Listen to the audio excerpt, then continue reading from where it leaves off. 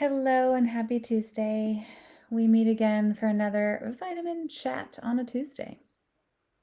I am here by my lonesome today as my trusty partner. Maybe walking in late, who knows, but he is at work. And we have many hats we wear, so today I'm here with you. I wanted to talk about vitamin D today. It is something that I see as a very frequent issue in my patients that I take care of. And it's also something that everyone should really kind of understand because I think there's a lot of misnomers about vitamin D, especially for people who are out in the sun a lot. Maybe you're gardeners, maybe you live in southern areas. I mean, I'm in Florida, and so many of my patients say, "Oh, like I'm out in the sun a lot. I'm very active outside, and so vitamin D is not likely to be an issue for me." Not true.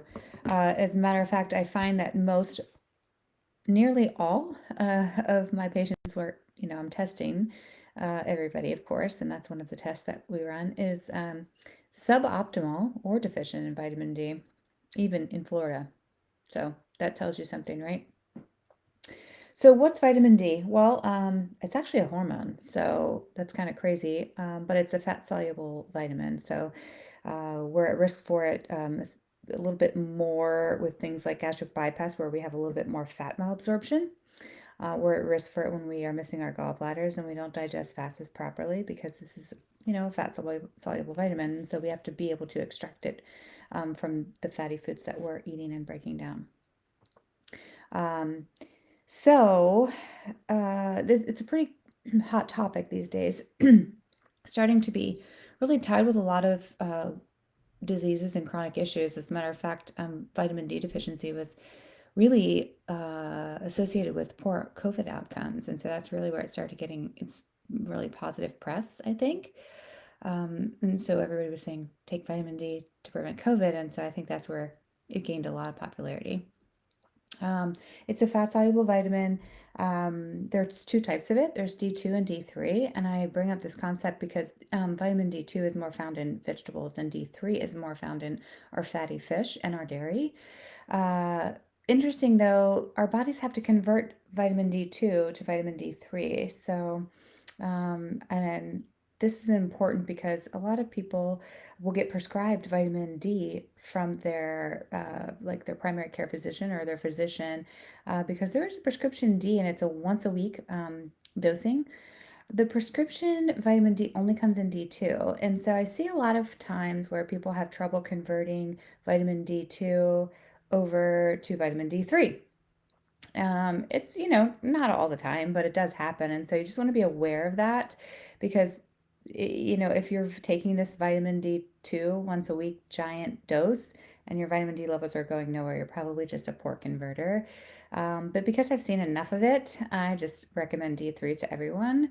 I also am not a fan of super giant doses at one time because since it is a steroid hormone, taking the 50,000 dose once a week is a giant dose to take at one time. And I've seen people have sleep disturbances and hot flashes and just different kind of hormonal type of flare-ups from taking that big of a dose at one time. So, hey, Catherine, you're always such a loyal friend. So let's see, what else do we want to talk about vitamin D? You want to test for it. Vitamin D is a panel you can put on regular labs. A lot of doctors test for it. But as I've mentioned before in previous episodes, I also test for parathyroid hormone or PTH. Most commonly, when PTH is elevated, it's actually because of inadequate vitamin D levels. And so when our parathyroid hormone elevates, it means that we're not absorbing enough calcium in the gut. And so vitamin D is primary, guys, for being able to absorb calcium out of the foods and supplements that we take. I think this is most relevant because we could be thinking we're doing great by taking calcium and taking, a couple different times a day we're taking our calcium, thinking we're doing our bone health good. And in reality, we're doing really very little good because our vitamin D level is low and therefore we can't absorb any of the calcium we're taking or very little of it. And when we take calcium and we can't absorb it, unfortunately, it goes to harden things because calcium is a hardening mineral. And so it could harden plaques in our arteries. it can harden, creating kidney stones. So anyone who's at risk for kidney stones, who've had them in the past, gosh, you know how horrible that is, right? And so you want to make sure your vitamin D levels are always up there. A couple symptoms of vitamin D deficiency, because people sometimes have aha moments when we talk about things like muscle pain.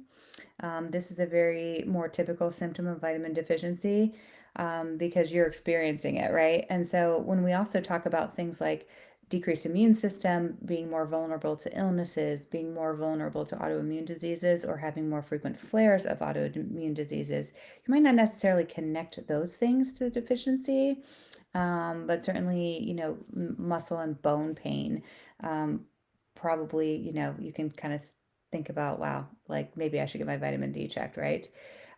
Also, decreased mood and depression are associated with D deficiency. So lots of times, uh, people have noted drastic improvements in their overall well-being simply from getting their vitamin D level adequate. And then for me as a functional medicine practitioner, I know that in my training, I was taught that intestinal permeability, that's weakened lining of the intestines, is often due to low or suboptimal vitamin D levels. And that creates food sensitivities and food allergies over time. So I'm particularly sensitive to that.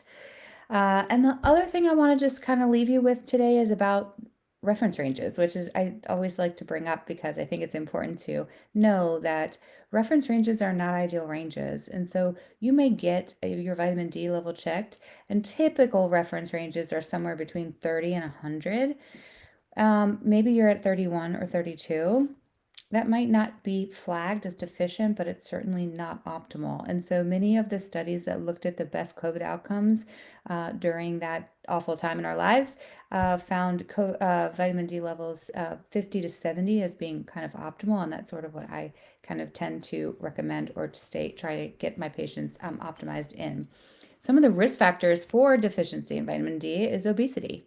It's older age, Caucasian women, it's people who live in northern hemispheres. But since we are, a group of people who do tend to carry more adipose fat, I think that's why I see more deficiencies in this particular vitamin than in some of the other ones. So I do take vitamin D3. I also test myself annually to make sure I'm within that kind of reference range that is more optimal, between 50 and 70. It's a tiny, tiny, tiny capsule, y'all. I find that most people need about 5,000 IUs daily in order to really either treat or prevent deficiency. And once people come off of it, it's about, 6 to 12 months until they're back down in that suboptimal range again. So that is what I wanted to convey to you today about vitamin D, and just another episode in trying to make you all health seekers, encourage you to optimize your health and make sure that you're getting your vitamin and mineral levels checked. The last thing I will say about vitamin D is that it is fat soluble. With any of your fat soluble vitamins, you can take too much, so thereby meaning that you need to get your levels checked. All right. Thanks, you guys, and have a great week. Bye bye.